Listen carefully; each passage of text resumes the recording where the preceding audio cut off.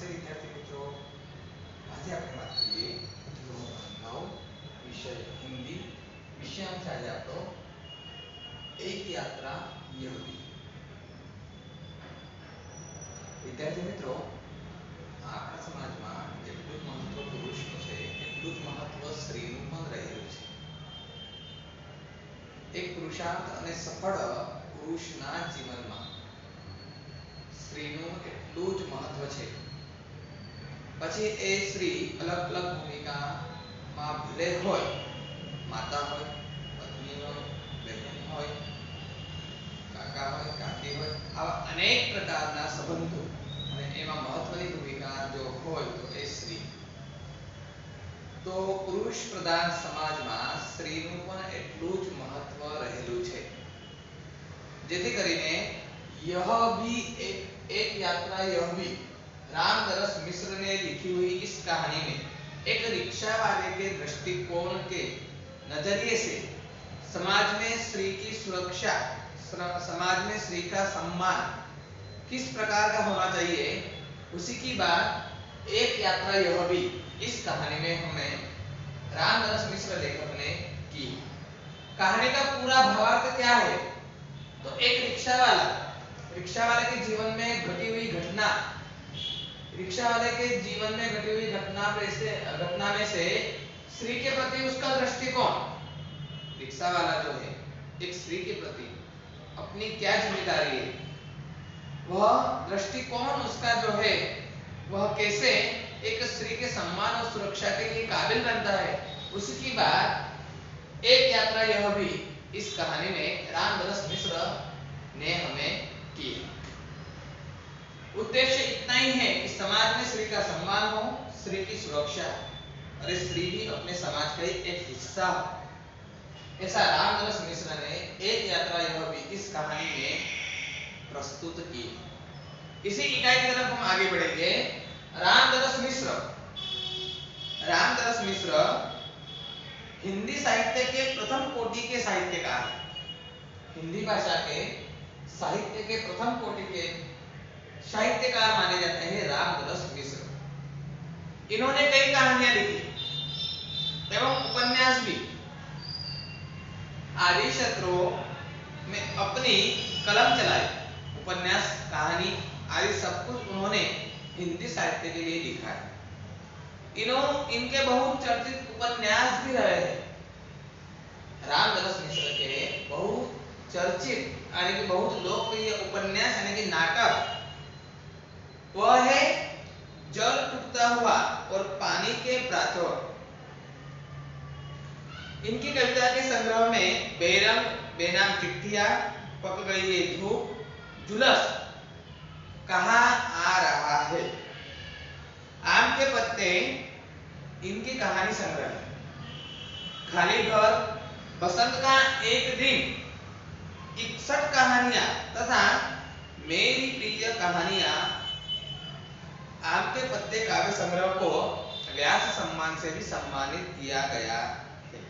इन्होंने हिंदी अकादमी के शिखर सम्मान एवं उत्तर प्रदेश राज्य के हिंदी संस्थान के भारत भारती पुरस्कार से प्रतिष्ठित भी इन्हें नवाजा गया है। एक यात्रा यह भी इस पूरे कहानी में क्या है?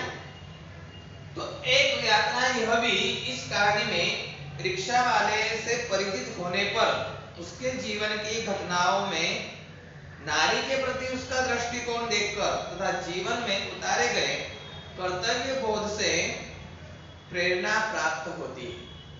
एक सामान्य रिक्शा वाला जीवन के प्रति, अपने कर्तव्य, अपने घर परिवार के प्रति, समाज के प्रति जो उसका कर्तव्य है वह कैसे निभाता है, उसकी बात यहाँ पर की है।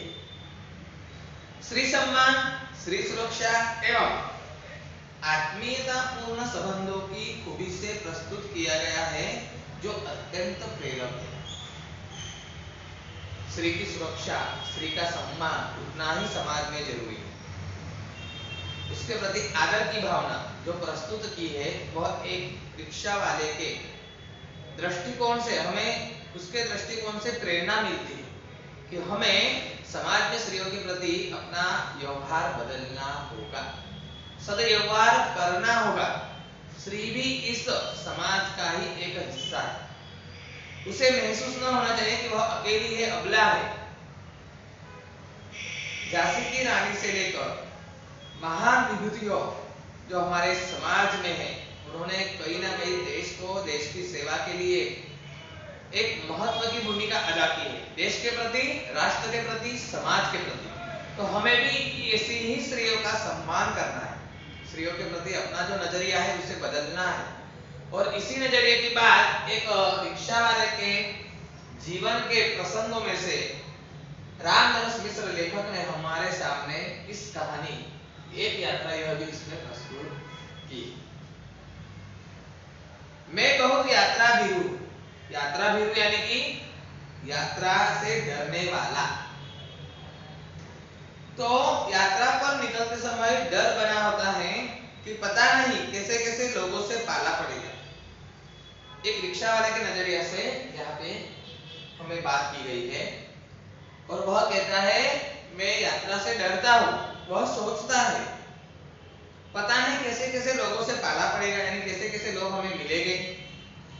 सबसे बड़ी असहजता तो अनुभव होती है अंट शंट किराया मांगने वाले ऑटो वालों से। अंट शंट यानी कि अपने मर्जी से, मर्जी में आए उतना पैसा वह ऑटो वाले हमारे से मांगते हैं। ऐसे अंट शंट किराया मांगने वाले ऑटो वालों से भी लेखक को डर लगता है। नए शहर में कैसे कैसे लोग मिलेंगे यह चिंता भी बनी होती है। नए नए शहर में कैसे कैसे लोग मिलेंगे उसकी चिंता भी लेखक को है। तो इस बार एक डॉक्टर से मिलने के लिए ग्वालियर जाना पड़ गया। डॉक्टर से मिलने के लिए ग्वालियर उत्तर प्रदेश का एक शहर, वहां जाना पड़ गया। लेखक कहता है पत्नी साथ थी इसलिए आश्वस्ति बनी हुई। साथ में अगर कोई हो तो डर नहीं लगता है। हमारे साथ में अगर कोई हो, हम अकेले नहीं हो तो हमें डर नहीं लगता है। तो यहाँ पे लेखक कहते हैं मेरे साथ पत्नी थी इसलिए आश्वासन मुझे मिला हुआ था। स्टेशन पर उतरते ही ऑटो वाले पीछे पड़ गए। जैसे ही स्टेशन पर उतरे तो ऑटो वाले पीछे पड़ गए। हम चुपचाप आगे बढ़ते रहे। एक नवयुवक ऑटो वाला साथ लग गया। एक युवा रिक्शा वाला साथ लग गया। हम कुछ बोले बिना आगे बढ़ते रहे कि उसकी आवाज आई। उसने आवाज दी, ऑटो वाला ने आवाज दी, बाबूजी आप आखिर कहाँ जाएंगे? और कहीं भी जाएंगे ऑटो करेंगे ही तो फिर मेरा ऑटो क्यों नहीं? उसकी जिद और आवाज में कुछ ऐसा आकर्षण महसूस हुआ कि मैंने स्वीकृति दे दी। नौजवान जो ऑटो रिक्शा वाला था उसने लेखक को बुलाया। उसके आवाज में जो आकर्षण था, कुछ भावना थी, वह लेखक के मन में दृढ़ कर गई। वह प्रेम भरी बातें करता रहा और हमें डॉक्टर के यहाँ पहुंचा दिया। जो ऑटो वाला नौयुवान, ऑटो वाला रिक्शा वाला एक ड्राइवर था, उसने डॉक्टर तक लेखक को पहुंचा दिया। वह अच्छी अच्छी बातें करता था। उसके द्वारा बताए वांछित पैसे लेकर डॉक्टर के घर की कॉल बेल बजाई। ज्ञात हुआ यानी कि मालूम हुआ कि डॉक्टर ने क्लिनिक की जगह बदल दी। जैसे ही लेखक पत्नी के साथ डॉक्टर के पास पहुंचे तो मालूम पड़ा कि डॉक्टर ने क्लिनिक यानी कि हॉस्पिटल बदल दिया है, दूसरी जगह बदल दी। ऑटो वाला बिना हमारे कहे हमारा इंतजार कर रहा था। हमें नई जगह पर पहुंचा दिया। मैंने पूछा कितने पैसे दे? वही ऑटो वाला इंतजार कर रहा था। फिर उसने दूसरी जगह भी पहुंचा दिया जहां हॉस्पिटल का स्थान डॉक्टर ने बदल दिया। फिर लेखक ने कहा कितने पैसे दूं? तो ऑटो वाला बोलता है बाबूजी जो इच्छा हो दे लीजिए। वैसे डॉक्टर के घर से यहाँ तक का किराया तो अतिरिक्त हो गया न, यानी कि ज्यादा नहीं हुआ है, पर आपकी मर्जी, जितना देना हो दे दीजिए। उसने पूछा बाबूजी यहाँ से कहाँ जाएंगे? मैंने होटल का नाम बता दिया दिया और कहा भाई तुम जाओ, यहाँ देर लग सकती है। लेखक ने कहा तुम जाओ, तुम्हें देर लग सकती है। और वही नौयुवान लेखक से पूछता है आप दूसरी जगह जाने वाले हो? तो लेखक होटल का नाम देते हैं और कहते हैं कि हमें जाने में थोड़ी देर होगी। पर वह रिक्शा वाला देखो क्या बोलता है, वह कुछ बोला नहीं। हम डॉक्टर के पास चले गए, घंटा भर बाद निकले तो देखा वह वही खड़ा था। 1 घंटे के बाद डॉक्टर के पास से निकले, फिर भी वह नौयुवान रिक्शा वाला वही खड़ा था, लेखक का इंतजार करते हुए। अब हमें महसूस होने लगा था कि यह ऑटो वाला कुछ और है, यानी कि उसके अंदर उसकी भावना कुछ और है, ऐसा लेखक को दिखाई देने लगा। वह हमारे भीतर घर करता गया, यानी कि दिल पर प्रसन्नता जो भाव है उसका छाते गए। ऑटो वाले का दिल का, ऑटो वाले का जो भाव है वह लेखक के दिल पर घर करते रहा, छा गया। होटल पर छोड़कर उसने पूछा फिर कब आऊं? होटल पर लेखक को छोड़ दिया, फिर बाद में उसने पूछा अब कब आऊं आपको लेने? लेखक बोलते रहे यानी आप शहर में घूमेंगे फिरेंगे ना, आपको जहां जाना होगा ले चलूंगा। ऑटो वाला नौजवान कहने लगा लेखक से आप घूमोगे फिरोगे तो मैं आपको ले चलूंगा। वैसे यहाँ कब तक है? आप यहाँ कब तक है, कितने समय तक है? ऐसा नौयुवान ऑटो वाला पूछता है। लेखक कहते हैं कल शताब्दी से लौटेंगे, कल शताब्दी से लौटेंगे, यानी कि हम शताब्दी एक्सप्रेस ट्रेन रेलवे इसका नाम है शताब्दी, उससे हम वापस लौटेंगे। तो आपको घुमाने के लिए कब आ जाऊं? भाई आज तो थके, आराम करेंगे कल घूमेंगे। ठीक है बाबूजी, यह रहा मेरा मोबाइल नंबर, मुझे फोन करके बुला लीजिएगा।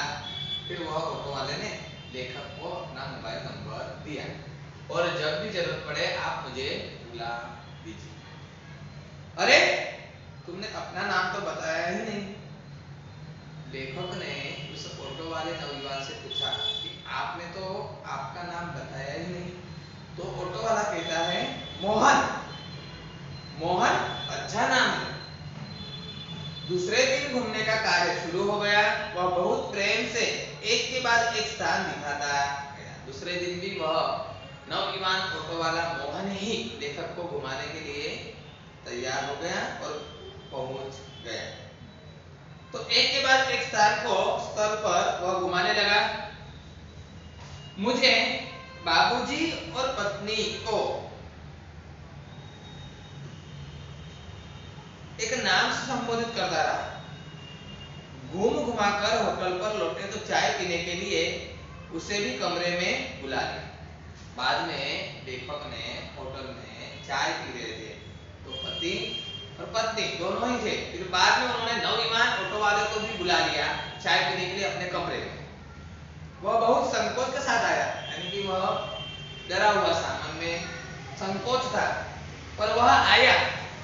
चाय पान के साथ हमारी पारिवारिक वार्ता शुरू हो गई। चाय पीने के बाद लेखक ने उस नौजवान ऑटो वाले से बातचीत करनी शुरुआत की।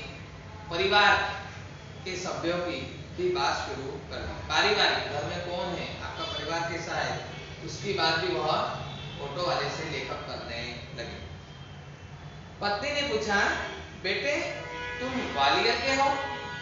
लेखक के पत्नी ने उस नौजवान ऑटो वाले से पूछा बेटे तुम ग्वालियर शहर के हो? ग्वालियर के हो?